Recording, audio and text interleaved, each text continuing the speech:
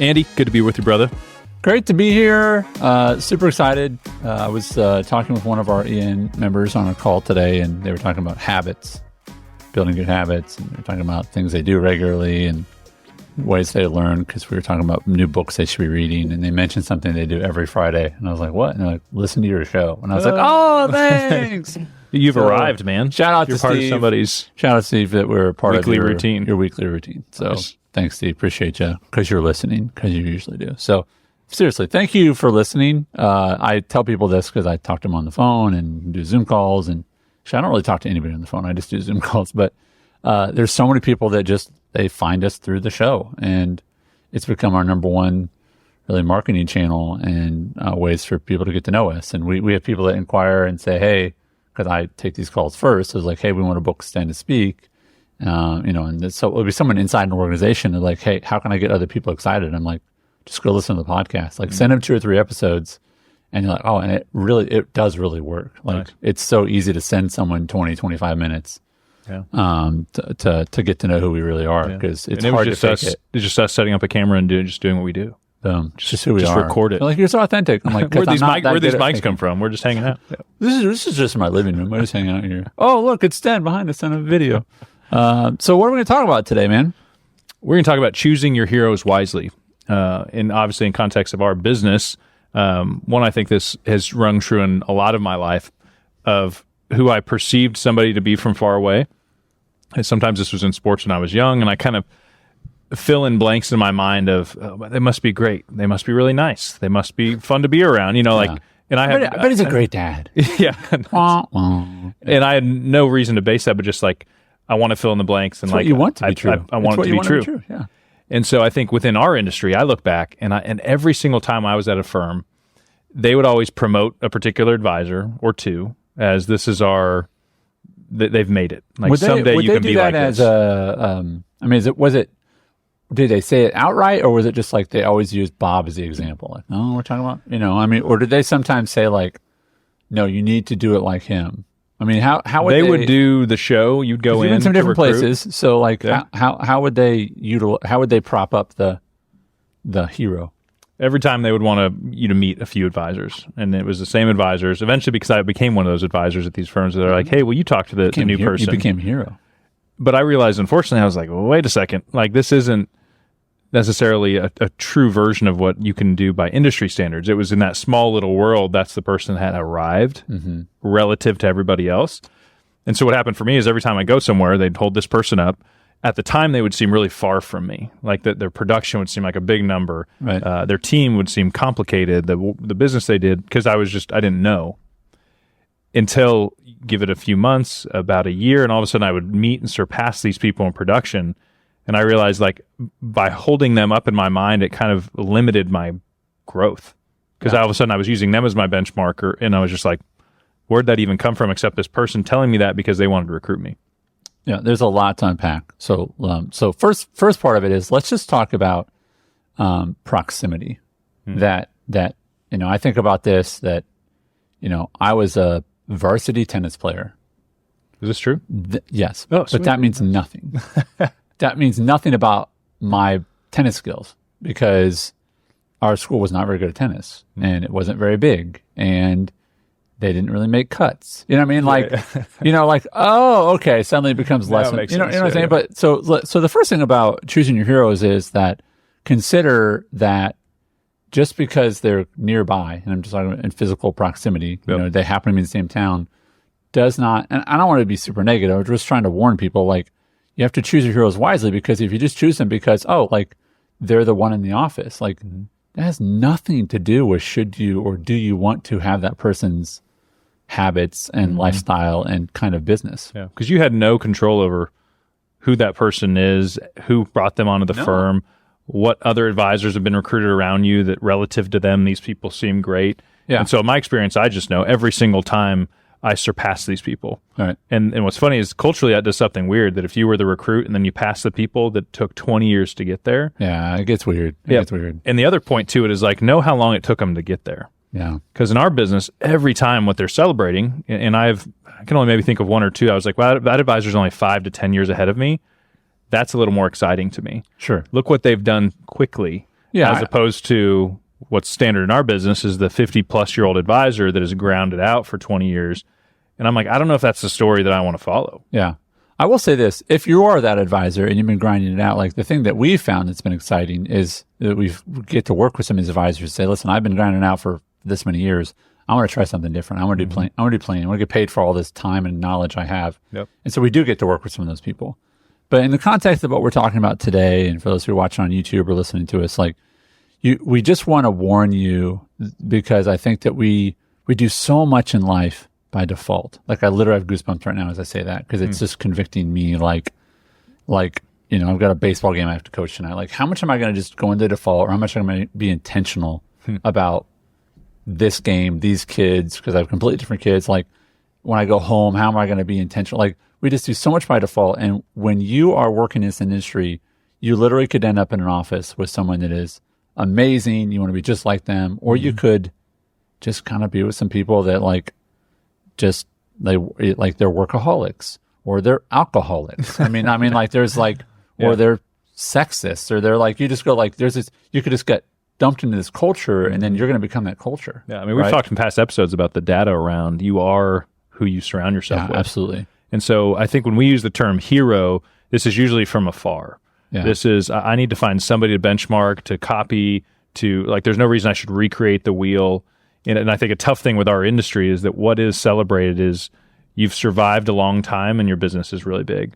Yeah. And what we all know, if you're in the business, one that naturally happens if you just are doing a decent job because referrals from current advisors, the market's going to grow, is I've coached and worked with a lot of advisors now, and we get the ability to work with advisors that have been in the business for 20 years that are like, I don't want to do it the same way anymore. Yeah. They're rewriting their story in a way. And then it's just not that compelling. Like you from afar, you might be like, wow, that person makes $1 million or $2 million. I've been in their practice. Like their team's falling apart. Like they don't really show up. Their clients just aren't leaving, but it's not exciting. I'll say one, and he's actually not a member of our community anymore. But the thing that I always found with this guy is that, and again, choosing your heroes, like if you just looked at his taxes, you'd be like, I want to be that dude. Period. Yeah. You know, I don't care if you're a socialist, if you're a Democrat, Republican, like you're like, I want to be that guy. You know, like he is doing well. But he left because he was busy all the time, all the time, never caught up. I know people came and worked for him, tried to be assistant. They came and went. He was and it was just, he lived in this constant state of overwhelm. And I was like, I don't want that. He always looked tired. And I was like, that's not a hero I want. You know what I'm saying? That's not a person that we're going to say, hey, be like Mike, whatever. That wasn't his name. But like, you have to be careful because again, the proximity problem is like, who says that's what you want to do? Yeah. I want to ask you a couple others. Sure. One is, I do think that, and you touched on it, but we're talking about this specifically, like age wise, like I think there can be great things you can learn from people that have been in the business 20 years. Right. But I think you have to be selective about those. It's not that you're like, oh, I didn't quit. Like I mean, yes, I guess that's a game plan, but like that's a lousy game plan. Like, why are you successful? I just kept going. Yeah. You know, like, did you enjoy it? I mean, I'm here. You're like, okay, right? Yeah. So I'm assuming you can learn things from people that are 20 years older than you, but when it comes to sort of like, can you get there in 5 years instead of 20 years? They're not really going to be able to help you because it took them 20. Yeah, I think we have to be able to kind of break up the idea that like, how many heroes should we have? It's usually not one, you know, because not one person has like every superpower. And so if you may say, and I know advisors that are older than me, when they sit down with me, they share wisdom with me. My practice may be bigger.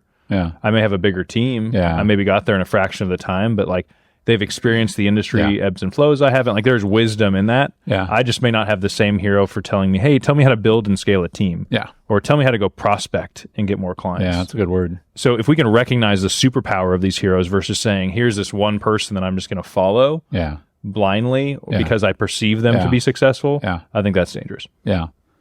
So let's talk about also the when you choose your hero, I think that you have to ask yourself, how did they get there? So I'm going to go somewhere where maybe, you know, I'm stepping on some toes here, but I want to. Sure. It is not, listen, if you came across your business because your father or mother was in the business and you got their book, I'm happy. I genuinely am happy for you. Yeah. Like, that's awesome. I'm not jealous. But you have to be careful if it was how someone else got there, because they're not going to be able to tell you, here's how you do it, without having someone sell you their book. And I'm not saying you shouldn't get a book from someone. I mean, we have people in our network that get books from other people and buy their businesses, but that's a different situation. You have to figure out how did you get there? Yeah, context is important. I worked with a large firm that had this unbelievable referral stream. I mean, it made millionaires out of these advisors, and they never had to leave their office because people just walked into them. And I got a lot of great reps by being there. But I remember the person I worked with, who a loose quote unquote mentor at the time, bragged that he never had to ask for a referral.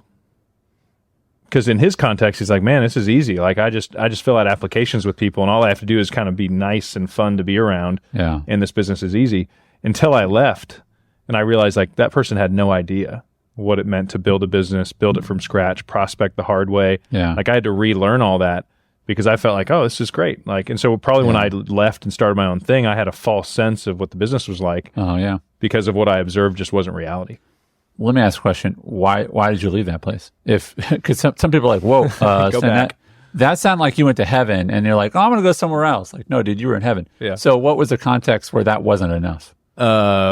Shady leadership behavior that I saw firsthand, but also I think the highest payout ever was 50%. They always owned your book of business. Yeah. And so for me, it was one of those things to where at a young age, it was such a bad deal that even for 24-year-old Sten, I was like, I don't think I can be here. Yeah. But other people wanted to tolerate it because they wanted to do no. Here's the other thing that's funny. Well, they don't know. What's tough is in a place like that, the longer you're there, the harder it is to leave. Sure. And eventually you reach a point where you're like, I can never leave. Yeah. And then you feel trapped. And that's a whole nother podcast episode about kind of firm structures and the how Golden do you do Handcuff series, Yeah. The other part that you have to think about with that is that I think some people are just more tolerant of things than other people. So some people are like, I'm fine that, I'm fine with this level of payout. I'm fine with this level of control. I'm fine with these products. And other people are like, I'm not willing to tolerate that. I mean, I know people that their products are not that good compared to the rest of the industry, and they're like, I don't care. Yep. Like, I like the payouts, whatever. I'm not like, well, customers can probably find better deals somewhere or better situations. Yeah, don't care. Like, the payouts are good enough. So it's sort of like, where do you choose your compromises as you grow up? Let me refocus this back on the hero stuff, because I'm going to also ask, like, there are people that make their money in this business because of they love a certain product line, right? So I think there's something else there too, right? I mean, business mix was really important to me. Right. Do I want the advisor? Because I was at a firm once before, and this guy, they introduced this guy when I first started there, and I was like, he's doing how much production? Right. Like, it was a number at the time, but I was like, that seems impossible. Right. So let's just give an example. So, like, let's say his name's Brad or something. So Brad was doing 350, and you're like, dude, like, I think this dude was doing like $1.8 million of production. So the number is like big. But like, he wasn't there all the time. Like, he like went home. Well, he was in a different office, which even made it more difficult because the picture they painted, I couldn't even challenge it. I was like, supposedly this guy's it. He wears nice suits. Right. Until I figured out, because we were at an event together and I had kind of hit the max, I think, investment tier. I was the top advisor for investments or something. He was the annuity advisor. And it turns out he sold an annuity to every single person that walked in his office, no matter their age. Yeah. And it was like, oh, and all of a sudden it put in context all of his business was like, he had big numbers, but as a business, it wasn't great. And he was trying to figure out, well, how do I undo this and actually because start of the getting payout structure. It makes it look great up front, but then long term, it just doesn't. Right. It's not, to me, it wouldn't have been a healthy business. It's not who I want it to be. Right. But for a period of time, I was like, that's the guy. That's the guy. Yeah. And so I had no context of what was his business structure, what was his day's work. Yeah. So for me, and we talked to advisors about this, like, I want to make great income to make an impact. I want to impact my clients. And I want to work less. Yeah. I don't want to like sell one thing, work too much, and get people mad at me. Right. That's a business model you can do in this business if you're sales at all costs. Absolutely. And you don't really care if the person hates you 5 years later. Yeah. So as you choose your hero and you look out there, my guess is it's going to be by committee. We have advisors in our community that teach me stuff. I'm like, oh, you're way better at that than I am. Absolutely. And so that's one great thing about the community is you're bringing in these people with different expertise and they can challenge each other. But look at a practice. And if you're in this business, you're like, I want to be an entrepreneur, I want to be a business owner, find somebody that thinks that way. For me, I need people that kind of push the boundaries. Like, I respect people that are like, hey, this is the way it's done. It's kind of working, because I don't want to throw out all the tried and true things. Show up to work, challenge yourself to get better when it comes to just knowledge of the industry, make the calls. Like, those things foundationally are true. Yep. But so many people are like, I'm going to stop there and just do that really hard for a lot of years and eventually make enough money to not have to quit the business. That's just not the path I wanted to follow. Yeah. I want to ask, because, we've had people just flat out call us and say, can I just come hang out for a day? Mm-hmm. And it's like, no, because we do that, like, you wouldn't be able to work. You can't like sit on client meetings and like, hey, this guy just wants to hang out and see what I'm doing. Right. That's why we have the community. That's why we have what we have.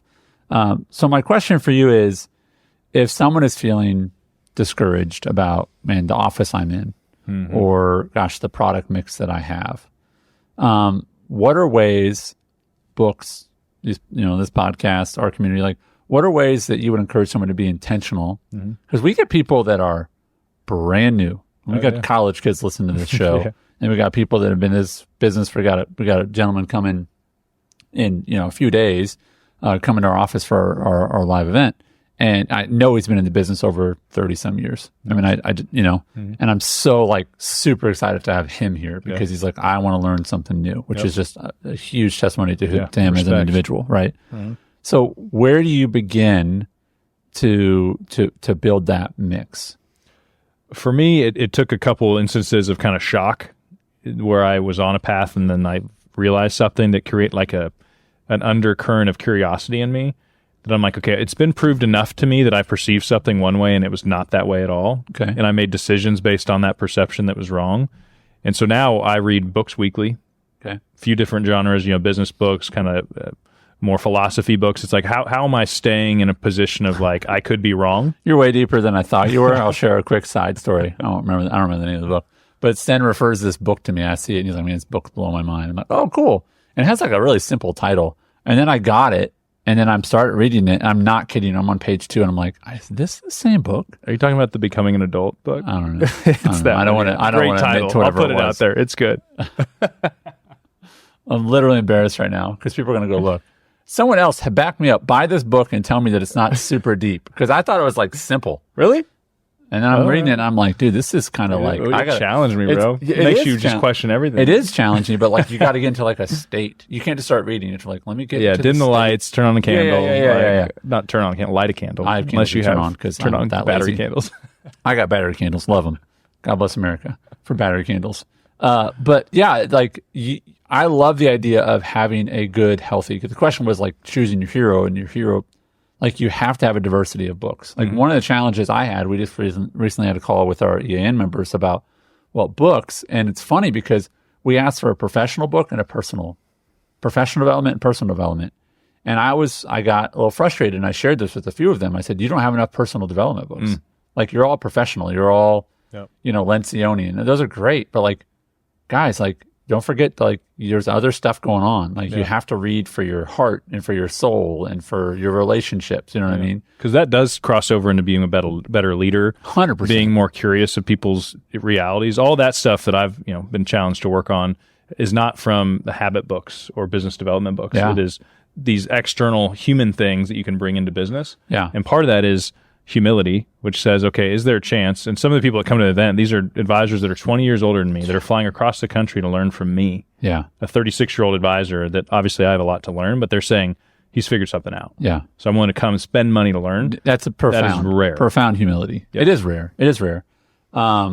Which we're incredibly grateful for. So I think about this. I think about the mechanics of the business are like an engine. Like, you've got to have, the pieces of it. But then you've got all these liquids that are in your engine. All these. I told you it was a couple weeks ago. I was like driving to work, and I was like, "Hey, gonna be a little late. My temperature gauge is on H or whatever. I don't know if it's H and whatever the two are, but like, it was at the top the entire drive. I have a 20-minute drive, and I was like, how is it? And I realized, like, You weren't going 110? No, I was going like 20, and I was like, what is going on? But anyway, this liquid was incredibly low in my car. And my point is, like, there's people that have this great mechanic. The pieces are there, but like, if you don't, what do you have to change most often in your car? It's not like I'm going to get a new engine. Yeah. I'm going to get a new muffler. No, it's like all these liquids. And to me, it's the personal stuff that will if you don't pay attention to that stuff, like if you don't get your oil changed, it'll ruin your entire car. And I think that's another thing is you have to be careful of the heroes you choose, because sometimes it's like, all the mechanical stuff looks great, their machine looks great, but like the parts that you need to like maintain on a day-to-day basis, they suck. Like they don't have good relationships with their kids. Like that is intolerable. You know what I mean? That's not okay. I had a stretch in my career where I was part of a bigger firm and I got to go on these trips. And I would be the youngest by 15 years on these trips. But I'd get to sit with these people. And what was really neat was when you'd sit with somebody, they'd talk, they were super friendly. And then later you'd realize like they were number one or number two. Like that is a good person. Like I want to be around that person. And so I've met people where I'm like, man, they're just savage in business. They can get things done. And maybe I can take some things from them. But the advisor I wanted to be is like, who's that soft-spoken stud advisor? You know, that she runs an amazing team. The production is great. Or, you know, he just attracts new recruits. We had one of these. It's funny that I'm forgetting. Is it Jeff? Yeah, Jeff from down Louisiana. Gavin's buddy. Super soft-spoken. And I was like, what's the story with Jeff? And they're like, he's a killer. Nice. Like he's amazing. Like and I don't mean killer in like a ruthless way, but like, man, he's just amazing. He sat, asked me a bunch of questions. I know. I'm like this is soft-spoken, humble, quiet. Like, man, it's the best event I've ever been to. I'm not doing your accent right. Sorry, Jeff. But he's like, it's the best event I've ever been to in my whole career. And my next question is, have you ever been to an event? He's like, I've been to a bunch. Dude, man. we had great snacks. No, but he was genuinely like, and I was like, so what's the deal with Jeff? He seems like, and I was kind of like skeptical. I wasn't being cruel or mean, but I was like, is Jeff like doing okay? And they're like, oh no, dude, he's just amazing. But it's like, I want to be, I was like, I want to be like Jeff. Because you walk in a room, you don't even notice Jeff's there. He doesn't need you to notice it. He just loves and takes care of people and knows how to close deals. And that's the kind of advisor you want to be. So again, or that me and you, I mean, I know advisors that want to wear nice suits and have great cars, and you know, they would kind of mirror a different type of advisor. But I think that the core message, and this is from my personal experiences, do not paint a picture or write a story from afar in your head that impacts the decisions you make. Choose your heroes wisely, and in our business, you should probably have a few. There was a gentleman I knew. His name was Terry. Growing up, and one of the things that this is a fascinating guy. He was in sales for a very, very large global company, and I walked in his office one time, and he had all these awards. His walls was covered with awards, and drove his very nice BMW. And I was like, Terry, like, you have a lot of awards and a very nice car. Like, how'd you get that new car? And he goes, well, it's interesting you asked me that, because like I was on this committee to choose what we should have as an incentive for the sales team, because I'm one of the, and like I've been with the company. He goes, and I wanted this specific car. So I said, we should give out a lease for this specific car. He goes, because I knew I was going to win. And he goes, and I did. He goes, I chose my own prize. You know? And I was like, dude, that's crazy. But here's what he said to me, because he's a Christian. He's like, I was like, man, this is really cool stuff. He goes, it's all going to burn. And I was like, what do you mean? He goes, well, dude, it all goes away. Like, none of this is permanent. You know what I mean? Like, whether it's because he thinks Jesus is coming back or because he's going to die, right? One of the two things is going to happen, right? We know for sure. Like, we all end, right? And he's like, man, it's just stuff. He's like, I love my stuff. Because that's what you go to. Like, sometimes it's like, is it okay to like a Porsche? Yeah, dude, like a Porsche. BMW, like your BMW. You want a big old truck like Sten? That's fine. Get a big old truck like Sten. It's not that big. There's a lot of difference. But I saw a truck with like 8 tires the other day. And I was like, that's like a person's truck. But that's fine. Want those. But I love Terry because Terry loved really nice stuff. And that's why I wanted to be like him. I'm like, oh, I like nice stuff. But he also was just super humble about it. He's like, it doesn't define me. You know what I mean? Like, but he also was like, but I really like it, and I want to keep driving BMWs. That's good. No, that's and that's a healthy balance. To me, that's a good hero. You know what I mean? So I challenge you guys as you're listening, who's coming to your mind, and evaluate that hero. Find out more about that hero. If it's somebody just in your firm that you're not quite sure about, or you think that, hey, I'm using them as my bar, but maybe there's a chance there's a higher one. Learn what you can from everybody. Like, be a student of the game. But when we say the word hero, that means somebody that you're looking to and saying, it feels slightly out of reach. They obviously have something figured out I don't. And as opposed to recreating it, I want to follow them in that.